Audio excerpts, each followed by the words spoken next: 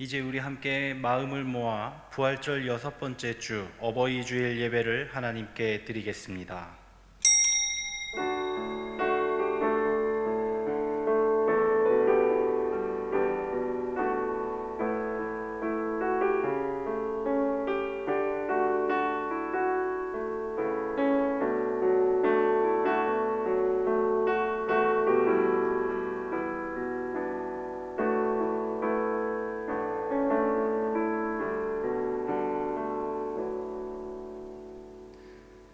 자녀들아, 주 안에서 너희 부모에게 순종하라. 이것이 옳으니라. 아멘.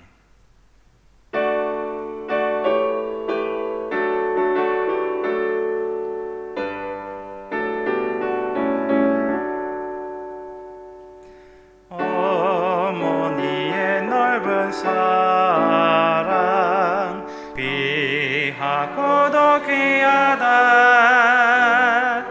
그 사랑이 언제든지 나를 감싸줍니다. 밝아올 때 어머니는 주께 기도드리고 내가 기뻐 웃을 때에 찬송 부르십니다. 아침 저녁 읽으시던 어머니의 성경책 손때 남은 구절마다 모습 본 듯합니다. 믿는 자는 누구든지 영생함을 얻으리. 들려주신 귀한 말씀 이제 힘이 됩니다. 홀로 누워 괴로울 때 헤매다가 지칠 때 부르시던 찬송 소리 귀에 살아옵니다. 반 속에서 샘물 나고 황무지에 꽃피니 예수님과 동행하면 두려울 것 없어라. 온유하고 겸손하며 올바르고 굳세게 어머니의 뜻 받들어 보람있게 살리라. 풍파많은 세상에서 사람 싸움 싸우다 생명신에 흐르는 곳 길이 함께 살리라.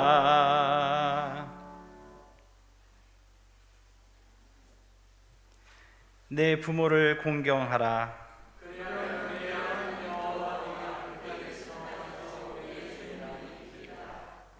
내 아들아, 내 아비의 훈계를 들으며 내 어미의 법을 떠나지 말라.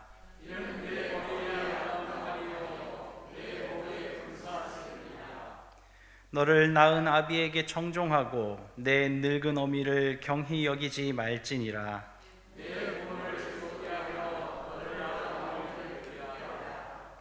자녀들아, 주 안에서 너희 부모에게 순종하라. 이것이 옳으니라.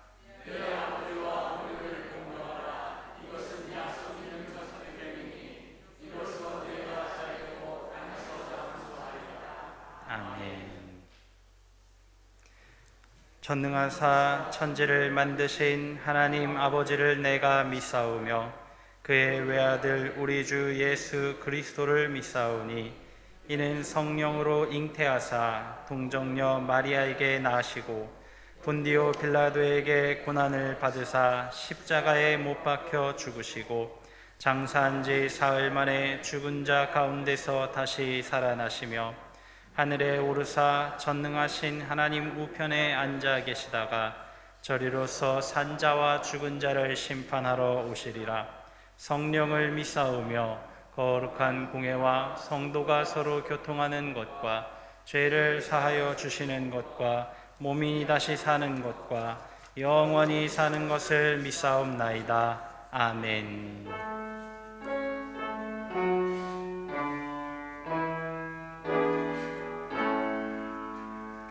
성부 성자와 성령 찬송과 영광 돌려 보내세. 대초로 지금까지 또 영원 무궁토록 성삼위께 영광 영광. 아멘.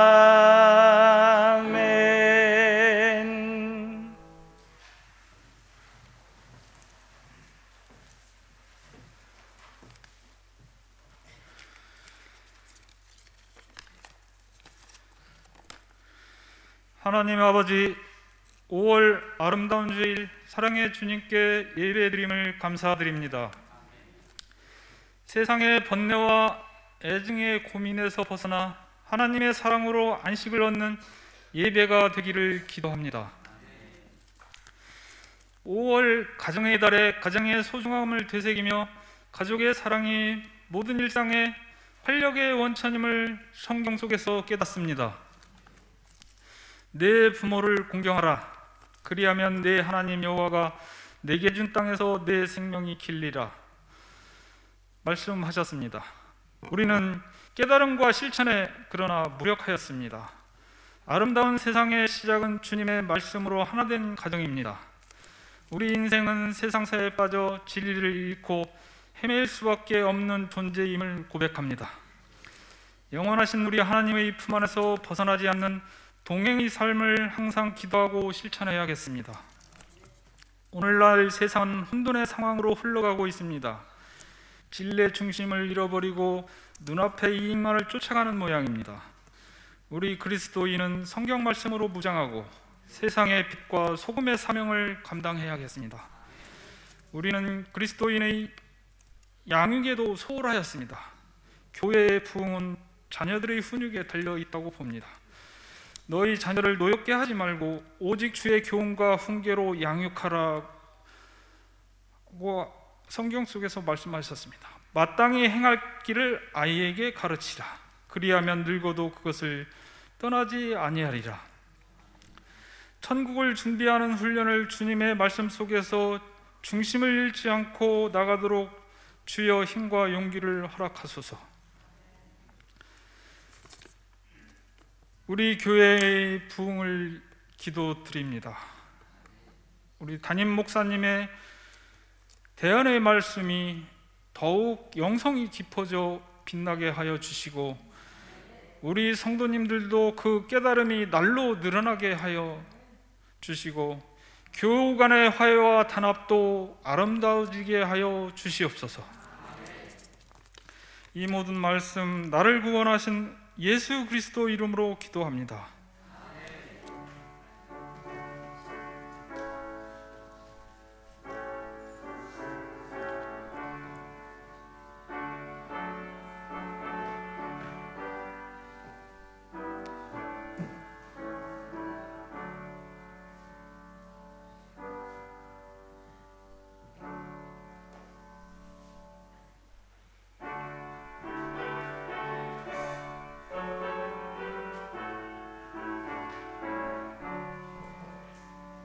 내게 있는 모든 것을 아낌없이 드리네. 사랑하고 의지하며 주만 따라 살리라. 주께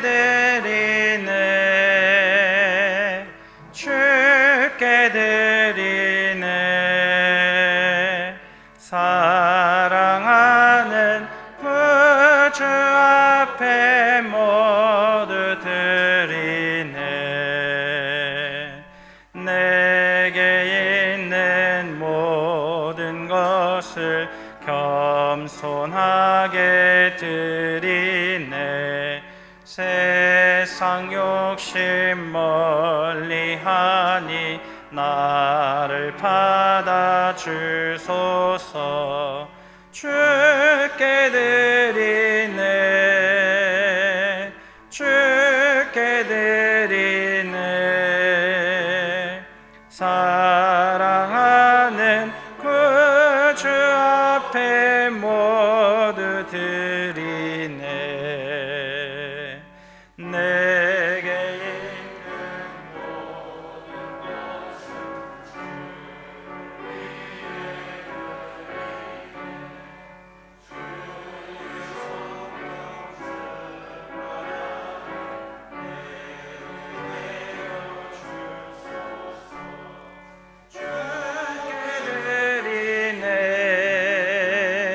주께 드리네.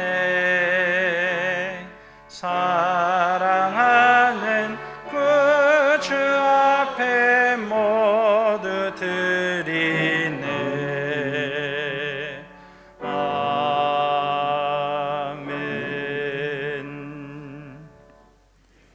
오늘도 어버이 주일을 맞아 주님의 전을 찾으니 어머니와 아버지를 통해 태어나게 하시고 훈련받게 하시고 세상에서 당당한 모습으로 살게 하시는 주님의 신비한 섭리가 우리의 마음속 가득 깨달음으로 채워집니다. 하여 이 시간에도 우리의 찬양의 마음, 경배의 마음, 감사의 마음을 담아 정성으로 준비한 헌금을 제단에 올립니다. 받으시며 흠양하시고 우리 모두를 주님의 사랑과 자비의 품에 품어주시옵소서.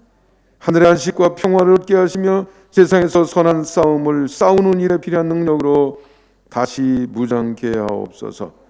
우리 모두의 가정을 복되게 하시되 무엇보다 측량 불가의 사랑으로 우리를 양육해 주신 어머니 아버지 된 이들에게 큰 복을 내려 주옵소서. 원하오니 오늘도 하늘의 복과 땅의 기름짐의 복과 신상의 건강의 복으로 충만케 하옵소서. 우리 주 예수 그리스도의 이름으로 축복하며 기도하옵나이다. 아멘.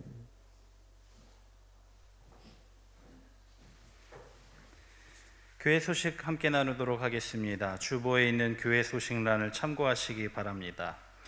주님 앞에 나와 예배드리는 모든 성도님을 사랑하고 축복합니다. 오늘은 부활절 제6주 및 어버이 주일입니다. 어버이 은혜에 감사하며 그동안 표현하지 못했던 마음을 담아 사랑을 전하시기 바랍니다. 어버이 주일을 맞이하여 교회에서 최고 어르신 5분들께 상품권과 카네이션 꽃바구니를, 또 교육부에서는 모든 어머니들 아버지들에게 카네이션을 준비했습니다. 여선교회에서는 70세 이상 모든 어르신들께 롤케이크 선물을 준비했습니다. 어버이 되시는 모든 분들의 건강과 행복을 기원합니다. 광고의 끝에 오늘 이 자리에 나오신 우리 어르신들 5분들께 선물을 전달하도록 하겠습니다. 각종 헌금은 교회 사무실에 제출하거나 계좌이체 방법을 사용하여 교인된 의무를 다하실 수 있도록 하시기 바랍니다. 줌을 활용한 온라인 속회 모임이 진행 중입니다. 모임 속회는 그 결과를 전화나 문자로 사무실에 알려주시기 바랍니다. 수도권 사회적 거리두기 2단계가 5월 23일 주일까지 연장되었습니다. 이에 우리 교회도 예배 정원 20%인 72명의 대면 예배 체제를 유지합니다. 2층 소예배실에서도 예배 드릴 수 있으니 많은 참석 바랍니다. 교회 차량 운행 및 방역활동 봉사자를 모집하고 있습니다. 많은 관심과 지원 바랍니다. 교육자회의가 이번 주 13일 목요일 오전 11시에 병점 상동교회에서 있습니다. 교우 소식입니다. 군복무 중인 청년들 위해서 계속해서 기도해 주시기 바랍니다. 신은수 집사님의 차녀 김미희 성도님 결혼 예식이 5월 22일 토요일 낮 11시에 수원 더 아리엘에서 있습니다. 교회에서 오전 10시 20분에 출발하도록 하겠습니다. 오늘 강단 꽃꽂이는 김복순 권사님께서 조카를 추모하며 봉헌하셨습니다. 이제 오늘 이 자리에 참석하신 우리 최고 어르신 분들, 그리고 혹은 대신하여서 참석하신 분들 앞으로 나오시면은 저희가 선물 꽃다발 화분과 선물을 증정하도록 하겠습니다. 앞으로 나와 주시기 바랍니다. 네. 홍영숙 권사님 나오시고 안내 좀 해주시겠습니까? 옆에서 윤금승 권사님 앞으로 나와 주시고요. 네. 네. 앞으로 나와 주시면은 저희가 꽃다발이랑 선물 전달하도록 하겠습니다.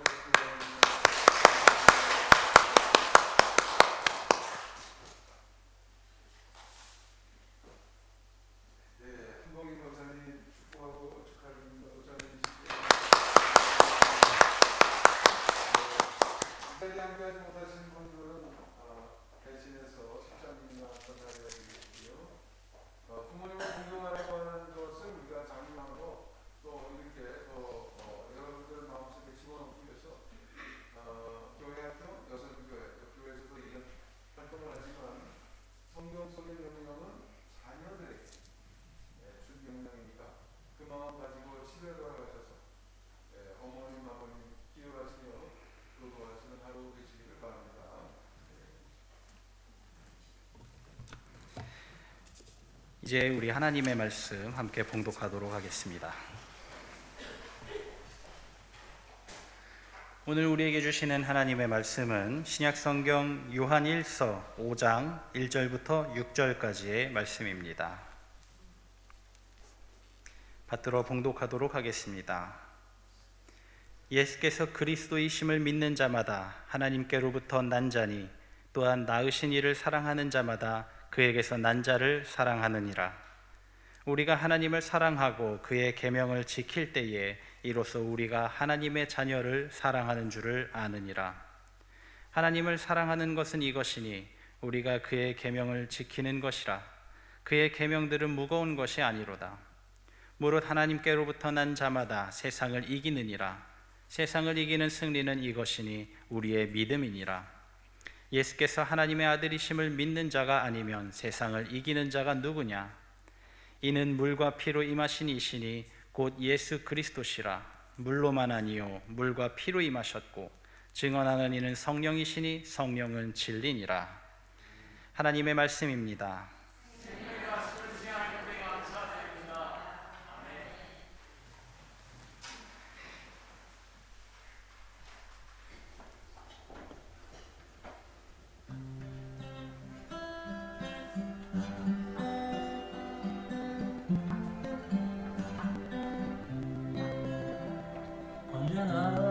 나를 이끄시는 여호와 나에게 길을 푸시네. 거룩한 기쁨 형제의 사랑으로 위로하게 하시네. 언제나 나를 이끄시는 여호와 나에게 길은 부으시네.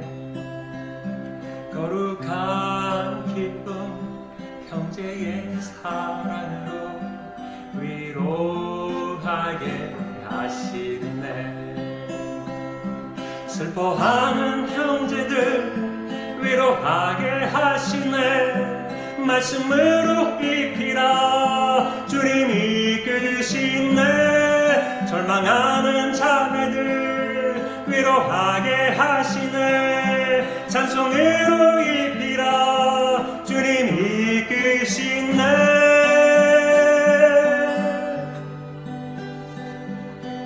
언제나 나를 이끄시는 여호와 찬송의 방패 주시네. 언제나 나를 이끄시는 여호와 위로의 삶을 주시네.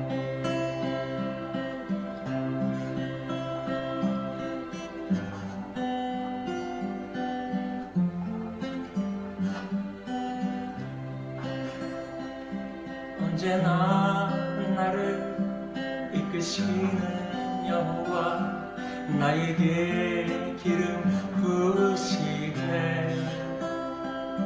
거룩한 기쁨 형제의 사랑으로 위로하게 하시네. 슬퍼하는 형제들 위로하게 하시네. 말씀으로 입히라 주님 이끄시네. 절망하는 자매들 위로하게 하시네. 찬송으로 입히라 주님 이끄시네.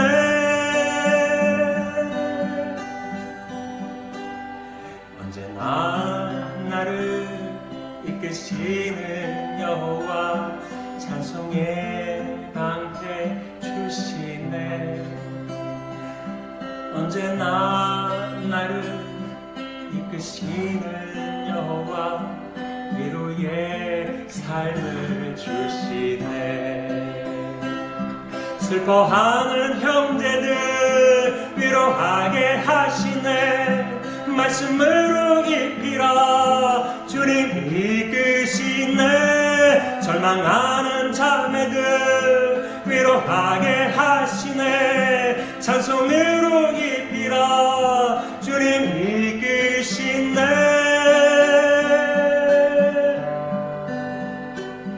언제나 나를 이끄시는 여호와 찬송의 방패 주시네.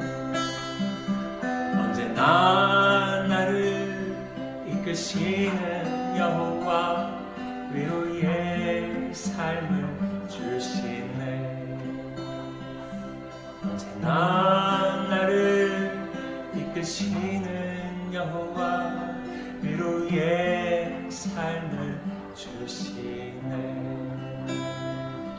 위로의 삶을 주시네. 위로의 삶을 주시네.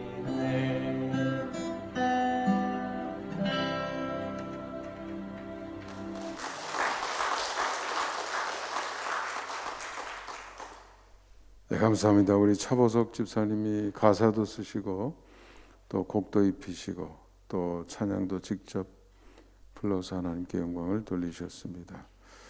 감사하고요. 예, 우리 코비드19 2.0 단계라서 우리 성가대는 지금 못합니다.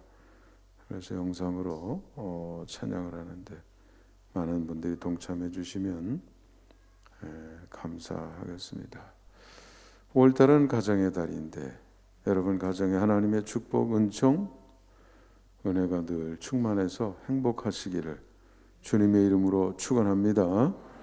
우리 전후좌우 계신 분들하고 인사합니다. 항상 건강하고 행복하세요.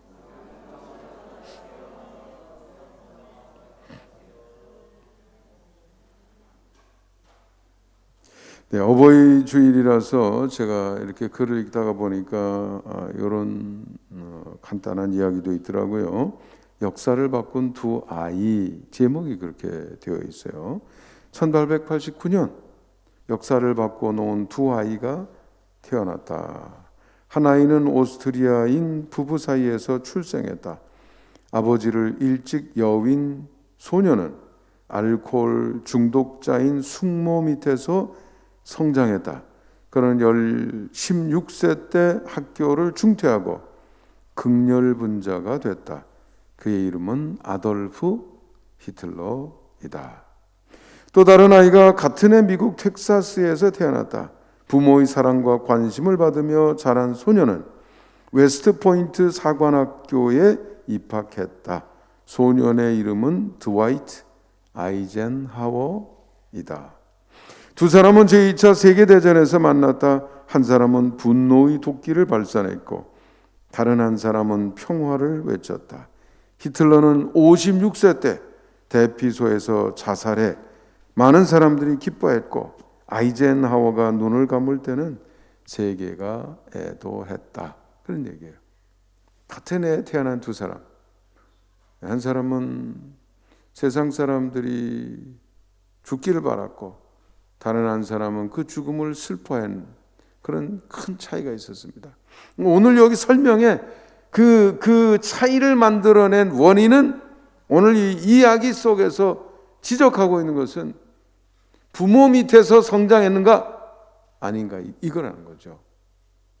부모 없이 알코올 중독자 숙모 밑에서 성장했던 히틀러, 그리고 부모님의 사랑과 헌신 속에서 성장했던 아이젠하워, 이렇게 운명이 갈린 두 사람의 이야기입니다. 부모와의 관계가 운명을 결정한다 이거죠. 그래서 부모와의 관계를 어떻게 설정하느냐, 이게 중요한 거예요. 부모와의 관계는 그냥 많은 사람과의 관계 중에 하나가 아닙니다. 성경에서는 적어도 그렇다는 거죠. 이런 전이해를 가지고 오늘도 준비한 자료와 함께 말씀 속 여행을 함께 떠나면 좋겠습니다. 우리 첫 번째 자료, 오늘 성경 본문은 무엇입니까? 자료를 보여주시면 우리 함께 읽겠습니다. 뒤에 모니터가 오늘은 좀 깜빡거려서 꺼놨습니다. 우리 한번 읽어봅니다. 시작. 오늘은 부활절 제6주이며 동시에 어버이 주일이기도 합니다. 오늘을 위하여 개정표준 선구집이 제시하고 있는 선구 중 우리가 선택한 것은 요한일서 5장 1절부터 6절입니다. 먼저 본문을 읽어보겠습니다. 1절 한번 읽어봅니다. 시작. 예수께서 그리스도이심을 믿는 자마다 하나님께로부터 난 자이니 또한 낳으신 이를 사랑하는 자마다 그에게서 난 자를 사랑하느니라. 뭐 어려운 얘기 아닙니다. 예수님이 그리스도라고 하는 것을 믿는 게 중요하죠. 그 믿음을 통해서 우리는 의롭다함을 받는다고 그랬습니다. 하나님과의 관계가 회복이 되는 거죠. 우리 구원의 영 차원의 현상이 되겠습니다. 하나님과의 관계가 회복이 되고, 두 번째 요소는 거듭나는 거라고 그랬잖아요. 다시 태어난다. 옛사람은 죽고 새 사람으로 거듭난다고 그랬어요. 그건 혼 차원의 현상이다. 제가 이렇게 이해하기 쉽게 설명을 그렇게 해보는 거죠. 그 다음에 세 번째 요소가 또 있는 거예요. 본래 하나님은 우리를 자녀로 늘 곁에 두시고 살펴주시고 지도하시고 이끌어주시고 성경 속에서 그것을 동행이라고 그런다고 그랬습니다. 동행의 삶의 조건의 회복, 관계 회복, 존재 회복, 동행의 삶의 조건의 회복. 조건이 뭔데요? 동행은 혼자 살 수는 없잖아요. 혼자 가면서 나 동행해요 이렇게 말할 수는 없죠. 동행은 적어도 두 사람 이상이라야 동행인 거죠. 부부가 동행하면 같이 보조를 맞추며 걸어가는 게 동행이죠.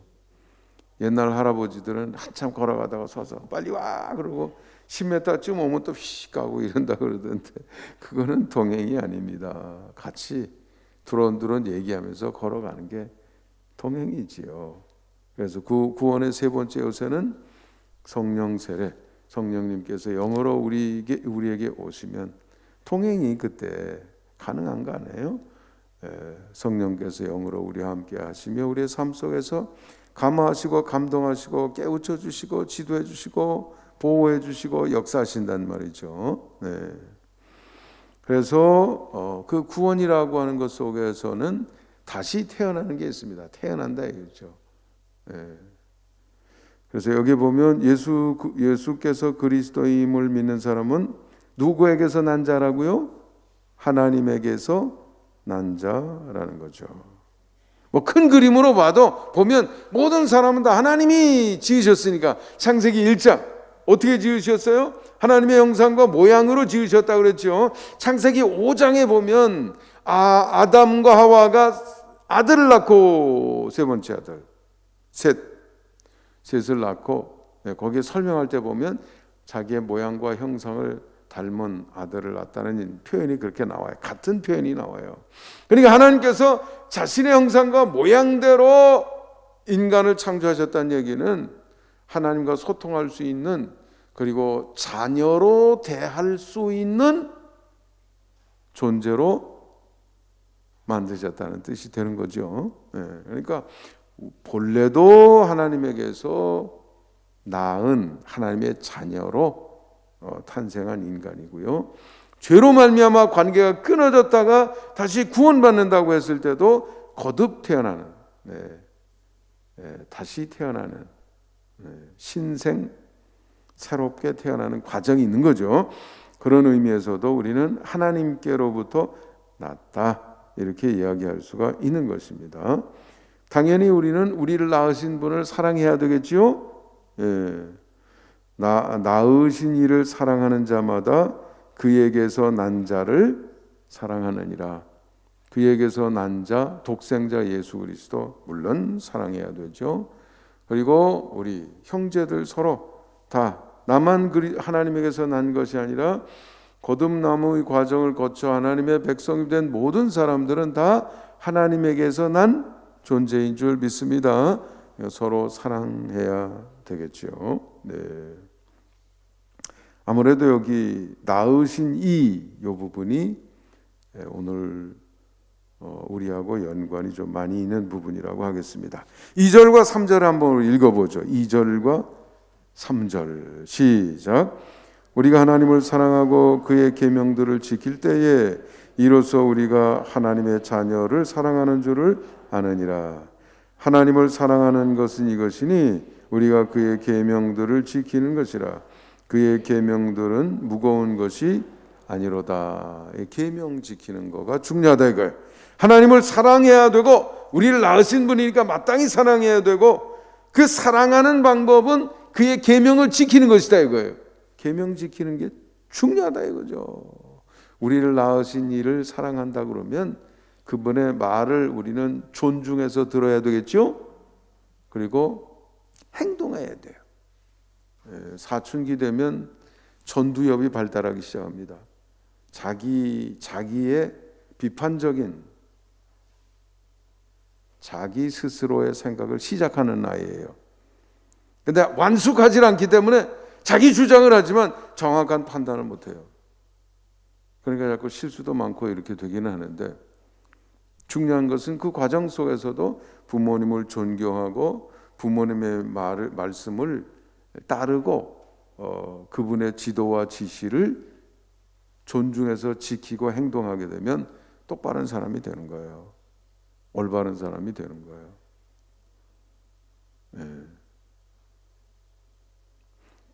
우리 하나님의 백성은, 제가 얼마 전에 그런 말씀드렸죠. 우리 예수 그리스도를 믿는 사람은 예수님의 마음을 품어야 된다고 그랬습니다. 이게 담는 과정이에요. 예수님의 마음을 어떻게 해요? 어떻게 알아요? 아니, 부부가 같이 살아도 마음을 볼 수 있어요? 없어요? 없어요. 근데 마음은 직접 못 보지만 간접으로 알 수 있어요. 어떻게 해요? 그 사람의 행동을 보면 안다. 삶을 보면 안는 거죠. 근데 사기꾼은 그걸 위장을 한단 말이에요. 당신을 위해서 태어난 것처럼 행동하는 사람 좀 의심해 봐야 돼요. 그런데 아무리 속이려고 해도 이걸 영원히 속일 수는 없어요. 그래서 사람은 최소한 3년은 사귀어 봐야 된다. 옛날 어느 목사님이 그렇게 늘 말씀하시던 기억이 납니다. 왜냐하면 그렇게 길게 속일 수는 없는 거거든요.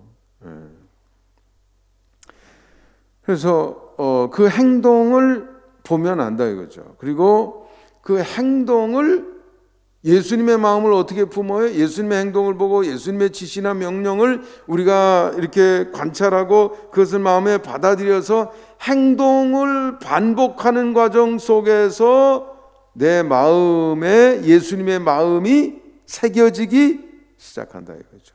이게 기본 원리입니다. 우리가 하나님의 마음을 어떻게 품습니까?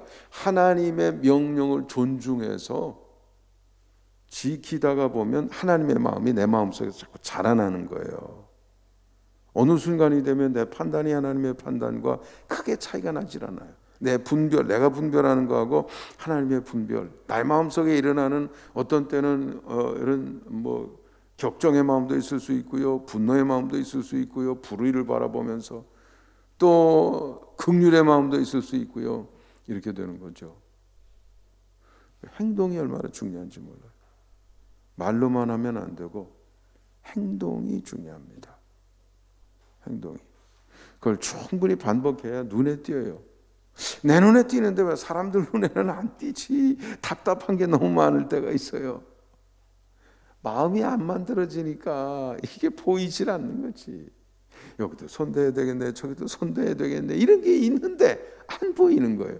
마음이 안 만들어져서. 이미 만들어진 사람이 요건 요렇게 하세요, 저건 요렇게 하세요. 차분히 듣고 따라하다가 보면 나중에는 자기 눈에도 보이게 되는 거죠. 계명이 중요합니다. 성경 속 계명이 중요해요. 구원받기 위해서 필요한 게 계명이 아니고요. 구약 성경에도 보면 계명은 구원받은 다음에 주신 거예요. 애굽에서 불러내시고 나는 세 가지 목적 때문에 너희들 불렀는데 내 소유로 삼고 거룩한 백성으로 성장시키고 그래서 세상에서 내가 아브라함에게 얘기하지 않았냐? 복을 주겠다. 이게 내 소유가 돼야 내가 주는 복이 너에게 도달하는 거야. 복이 되라고 그러지 않았어? 그렇게 되면 거룩한 백성이 되는 거지. 세 번째는 뭐라고 그러냐? 너를 통해서 세계 모든 민족이 복을 받게 해주겠다고 그러지 않았냐? 그 사명을 감당하는 존재가 제사장이야. 레위 지파고 나는 이스라엘 백성이 그렇게 살아가기를 원하는 거야. 어때? 괜찮아? 이스라엘 백성들이 좋다고 그랬어요. 그래서 언약식이 이루어지게 된 거죠. 그럼 어떻게 하면 되겠습니까? 그때 주신 것이 하나님의 명령들이다 이거죠. 그래서 여러분 신앙생활의 발전을 하기 위해 원하면 하나님의 명령들을 붙들고 씨름해야 돼요. 저는 그렇게 생각합니다. 네.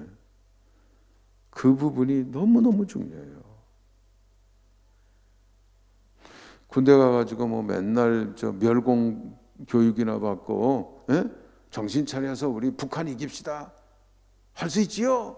그거 맨날 해서 전쟁에서 이기는 거 아니에요. 그거 잠깐 하고 그 다음엔 뭐 해야 돼요? 밖에 운동장 안에서 앉아 일어서 엎드려 쏴 좌로 굴러 우로 걸려 돌격 앞으로 이런 거 해야지요. 총 계속 쏴보고 그래 전쟁 능력이 자꾸 몸속에 배는 거죠. 그래서 계명, 여기 계명이라는 말이 나오는데 계명은 무거운 게 아니에요. 계명을 붙들고 씨름할수록 삶이 더 신나고 더 분별이 더 명확해지고 판단력이 생기고 능력이 펄펄 차오르게 되고 이렇게 될 줄 믿습니다. 가만히 앉아서 복 주세요, 복 주세요. 그건 성경 방법이 아니에요. 하나님이 일방적으로 주시는 복도 명령을 순종하는 과정에서 우리 속에 생겨나는 능력과 함께 어울려서 결과를 만들게 되는 것이다 이거죠. 4절과 5절을 한번 읽어보겠습니다. 4절과 5절 시작. 무릇 하나님께로서 난 자마다 세상을 이기느니라. 세상을 이기는 승리는 이것이니 우리의 믿음이니라. 예수께서 하나님의 아들이심을 믿는 자가 아니면 세상을 이기는 자가 누구냐? 하나님께로서 난 자마다 어떻게 된다고요? 세상을 하나님의 성경 속 원리를 따르게 되면 세상을 이기게 돼 있어요. 두려울 게 없어요. 다 훤히 속까지 들여다보이는데 거 가서 벌벌 떨 게 뭐 있습니까? 당당한 건 아니에요. 이게 옳아요. 옳은 거라 그러면 아무리 반대가 많아도 붙들고 끝까지 고집할 수 있고 더 창의적이고 승리하게 되는 거죠. 그리스도인들은 세상에서 으뜸이 되어야 될 줄 믿습니다. 빛이 되어야 돼요. 소금이 되어야 돼요. 다른 사람하고는 달라야 돼요. 판단이 다르고 가진 이상이 다르고 말이죠. 그렇게 안 되면 이상해. 그게 정상이에요. 성경 원리를 따르면 다 그렇게 돼 있어요. 이치가 그렇게 돼 있어요. 세상을 이기게 된다 이거죠. 하나님께로서 난 자라야 그렇다 이거예요. 뒤에서 제가 설명할 얘기지만 미리 제가 여러분에게 말씀드린다 그러면 하나님께로 태어나는 그 과정이 부모님을 통한 거예요. 근데 여러분, 어머니 뱃속에 몇 달이요? 10달. 그러면 그때 태어나면 끝이에요? 뱃속에서 다 키워가지고 출산하기는 어려워요. 그래서 그 출산일 조금만 지나도 그 다음에는 수술을 하든지 이래야지 이게 힘들거든요. 그러니까 진짜 하나님을 닮은 하나님의 아들, 딸로 이 세상에 내보내는 과정은 뱃속 10달만이 아니다 이거죠. 그 다음 과정이 중요한 거예요. 누구를 통해서요? 부모님을 통해서. 그게 이루어지는 거죠. 부모님은 보통 존재가 아니에요. 부모님을 보통 존재로 생각하면 그 사람은 망하게 돼 있어요. 부모님을 통해서 만들어져야 되는데 관계 정립이 안 되면 안 만들어지거든요. 아까 봤잖아요. 아돌프 히틀러 보셨어요? 안 보셨어요? 얘기 들었잖아요. 그렇죠? 네. 그런 점이 오늘 여러분이 기억해야 될 중요한 요소가 되겠습니다. 6절 읽습니다. 시작. 이는 물과 피로 임하신 이시며 곧 예수 그리스도시라. 물로만 아니요 물과 피로 임하셨고 증언하는 이는 성령이시니 성령은 진리이니라. 네. 진리. 세상 만물을 관장하고 지탱하는 것이 하나님이 부여하신 진리, 법칙, 원칙, 원리. 우리 사람에게는 법도, 계명, 뭐 그런 거죠. 예. 그것을 지탱해주고 어디에나 계시는 분이 누구예요? 성령님이시다 이거죠. 하나님이 안 계시는 곳은 없어요. 여러분, 실험실에서요 진공 상태를 만들어 놓고 거기에 에너지 계측하는 장치를 딱 해놓으면요 비어 있질 않아요. 거기에도 에너지가 움직이는 게 감지가 됩니다. 아니 그건 아무것도 없게 해놨는데요. 진공 상태인데요. 그래도요 그 속에 힘이 감지가 됩니다. 하나님이 손 떼시면 만물은 소멸이 되는 거예요. 예.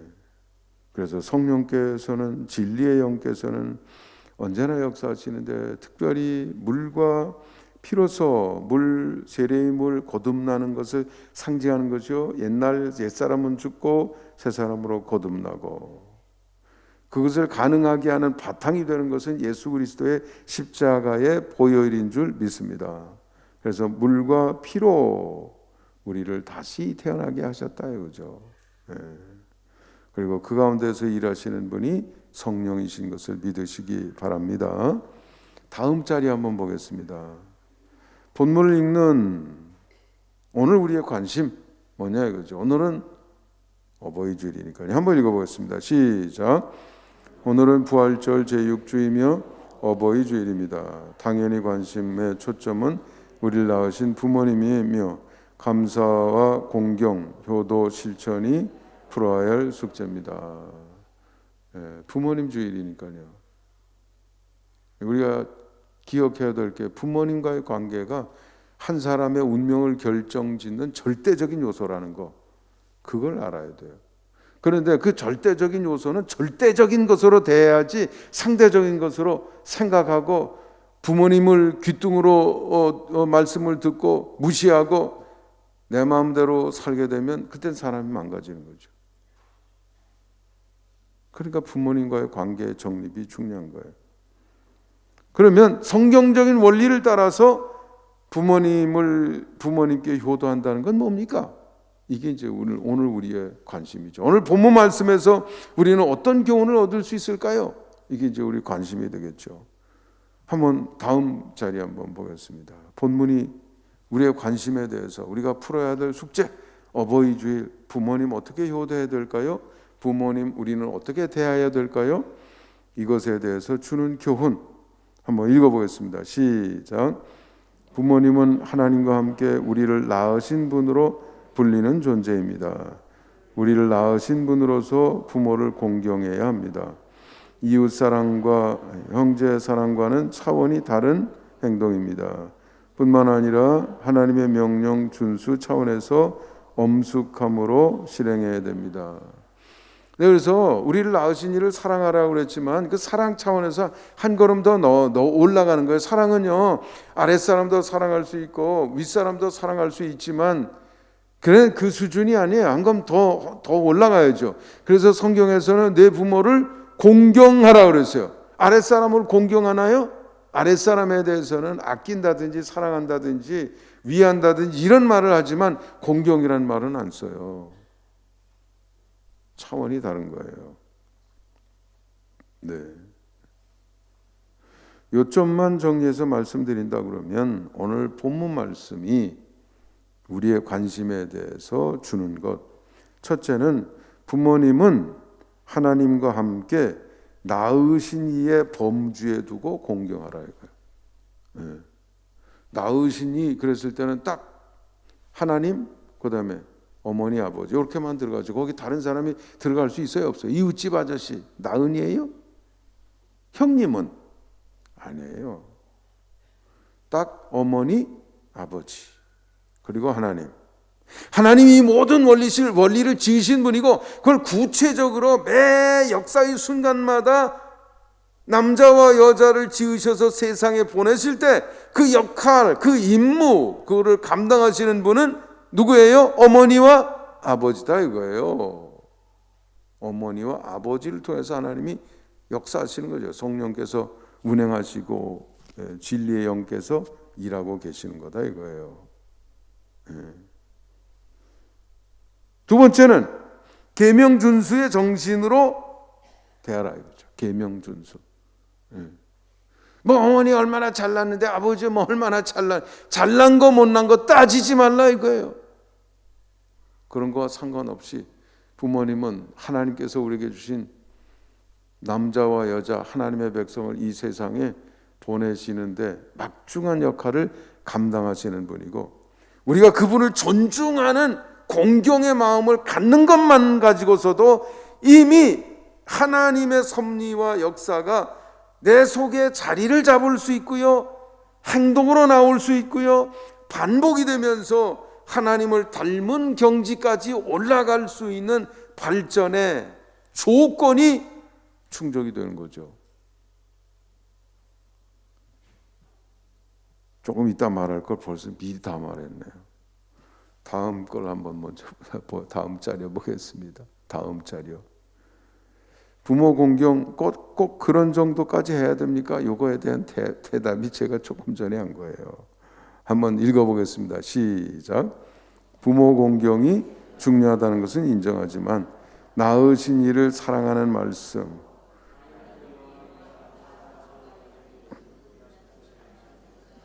네, 낳으신 이를 사랑하라는 말씀으로 하나님의 경외와 유사한 차원까지 올리는 것은 지나친 거 아니에요? 네. 낳으신 이 그러면 하나님도 들어가고 부모님도 들어간다는 것은 이해가 되겠지만 어디 그 차원에다 올려요? 하나님과는 다르지 않습니까? 당연히 다르지요. 그럼에도 불구하고 낳으시니 그랬을 때는 하나님과 함께 부모님도 그 범주에 들어간다. 그 점을 생각해서 부모님에 대해서는 다른 사람과 다른 의미로 대해야 된다 이거예요. 그럴 때 교육이 가능하고 부모님의 명령이 내 속에 내 마음에 임하고 행동하게 되고 그것을 받아들이게 되고 그 과정 속에서 하나님의 사람이 만들어지는 줄 믿습니다. 하나님의 사람은 하늘에서 떨어지는 게 아니에요. 명령을 지키는 과정 속에서 만들어지는 거다 이거예요.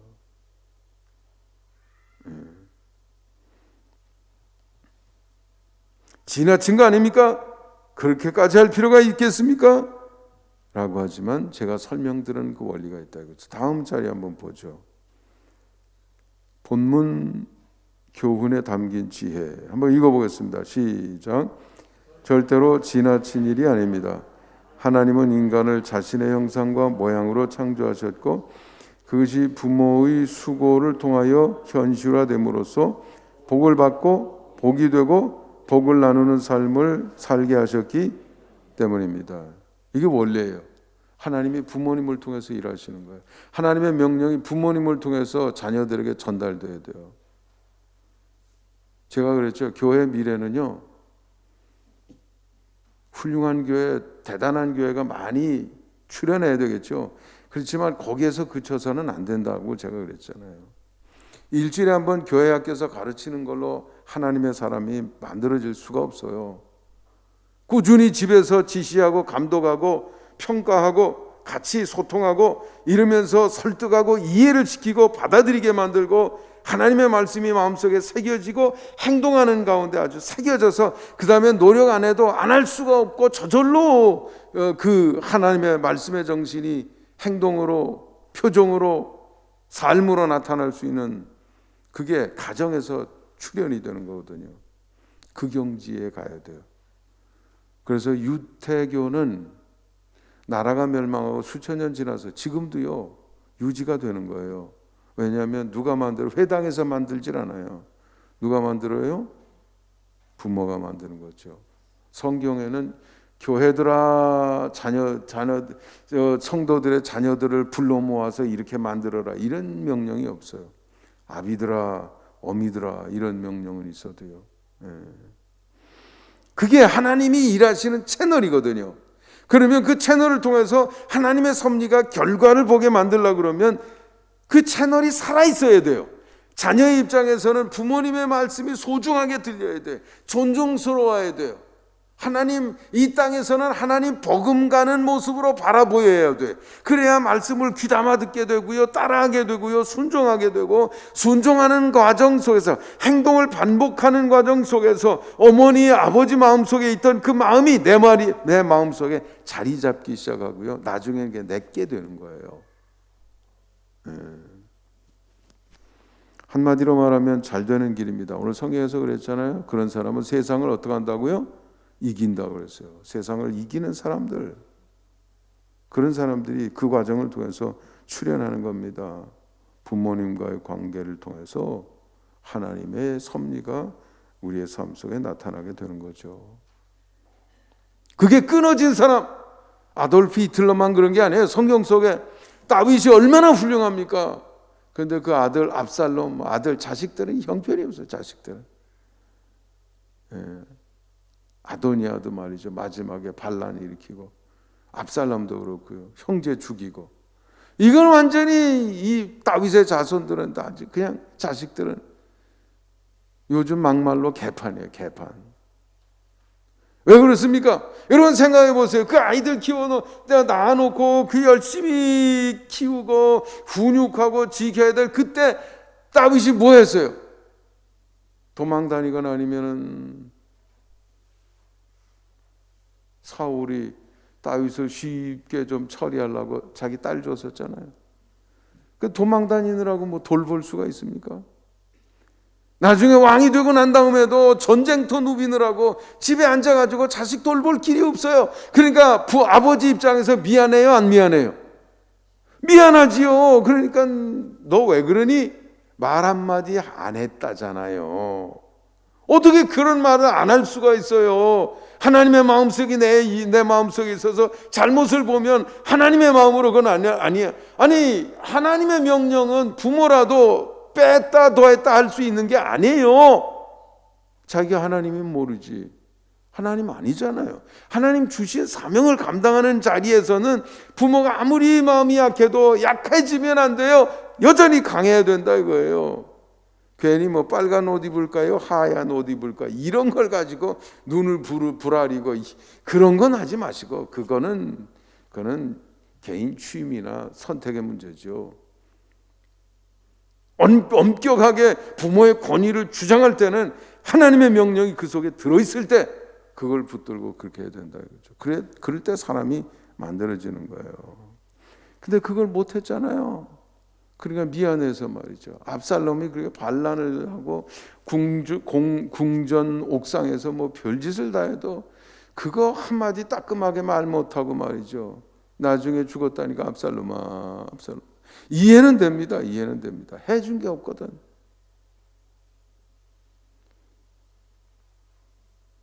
그래서 중요한 거예요. 그 관계가. 그 관계 과정 속에서 사람이 만들어지는 거거든요. 교회 안에서 교육자 위치가 그런 거죠. 교육자가 이런 역할을 잘 감당해야 돼요. 사적인 거하고 공적인 거를 잘 구분을 하고, 공적인 것은 교회 룰은 제가 전에도 고백했지만 저도 그 밑에 사는 존재지요. 그걸 무시하면 벌써 불법이 되는 거죠. 그러니까 그런 거를 잘 구분을 해서 내 역할을 감당하고 또 함께 이게 조화를 이룰 때 질서 있는 교회 생활이 몸에 배게 되는 거죠. 함부로 아무렇게나 하고 서로 이득만 맞으면 그저 행동하고 이러면 그다음에는 이게는 이제 더 이상은 하나님이 보실 수 없는 장소가 되는 거죠. 국가도 역시 마찬가지예요. 국가 지도자는 나라의 질서를 세우는 사람들인데 그냥 이득, 요즘처럼 말이에요. 요즘처럼. 네. 뭐 무슨 총리, 뭐 무슨 장관 이런 사람들은 차관, 뭐 누굴 목 조르거나 뭐 하여간 자동차 수십 번씩 압류를 당하거나, 아니 대법관 후보도 그렇던데 25번이나 압류를 당했다는데, 아니 남의 잘못은 판단하면서 자기는 그렇게 하면, 그러니까 그런 걸 백성들이 보면 뒤에서 준법 하겠어요, 안 하겠어요? 그러니까 그건 벌써 사회가 망가지게 된다는 뜻이죠. 더군다나 부모의 역할은 더 중요한 줄 믿습니다.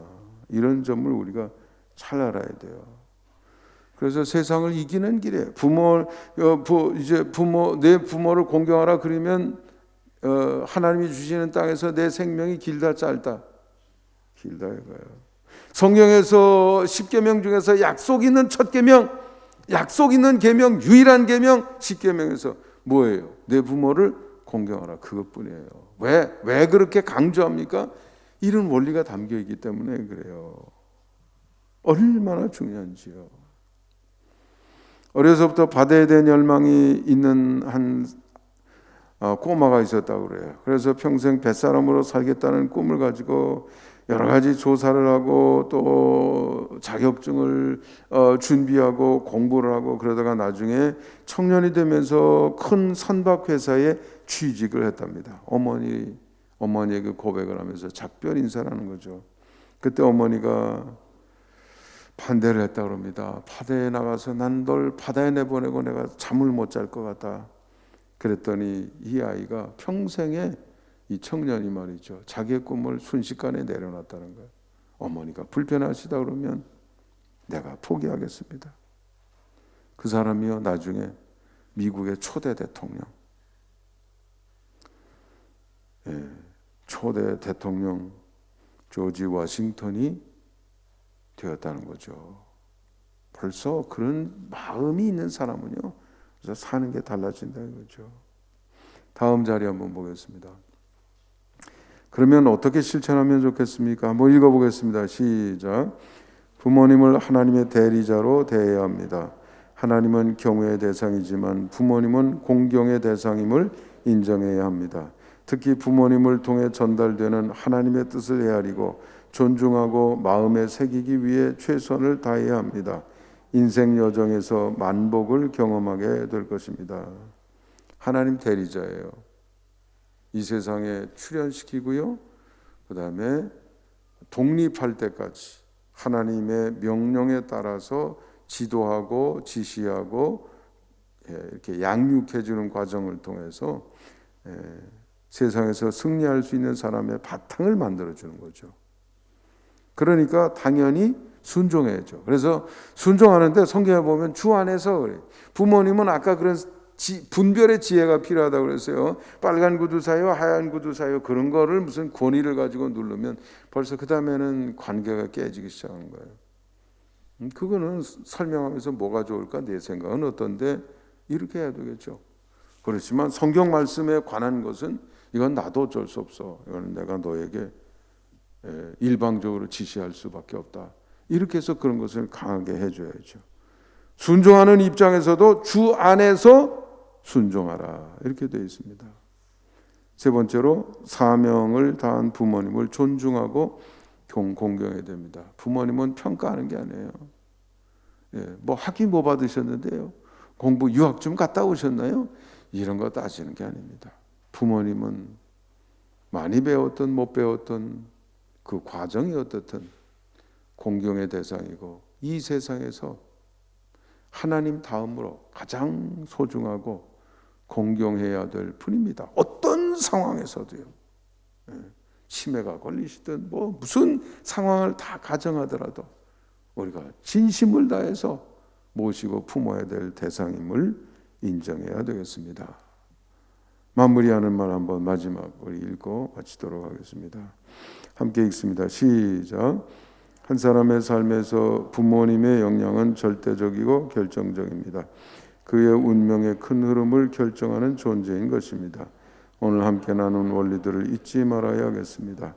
성경 가르침에 따라 하나님과 함께 부모님을 낳으신 범주에 두고 공경해야 합니다.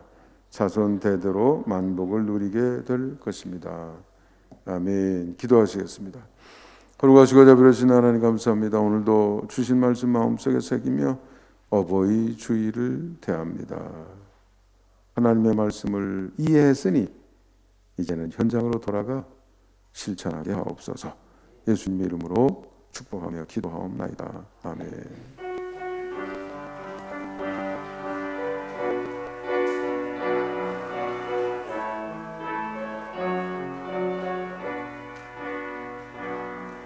너의 가는 길에 주의 평강이 있으리. 평강의 왕 함께 가시니 너의 걸음 주 인도하시리. 주의 강한 손 너를 이끄시리. 너의 가는 길에 주의 축복이 있으리. 영광의 주 함께 가시니 내가 밟는 모든 땅 주님 다스리리. 너는 주의 길 예비케 되리. 주님 나라 위하여 길 떠나는 나의 형제여, 주께서 가라시니 너는 가라. 주의 이름으로 거칠은 광야 위에 꽃은 피어나고 세상은 내 안에서 주님의 영광 보리라. 강하고 담대하라. 세상이 이기신 주늘 함께 너와 동행하시며 내게 새 힘을 주시리. 이제는 우리 주 예수 그리스도의 크신 은혜와 하나님 아버지의 극진하신 사랑과 성령님의 감화, 감동, 위로, 인도하심의 역사가 주신 말씀 마음속에 새기며 그 실천의 자리로 나가고자 하는 주님의 모든 백성들 위해 이제로부터 영원까지 함께해 주시기를 간절히 축원하옵나이다. 아멘.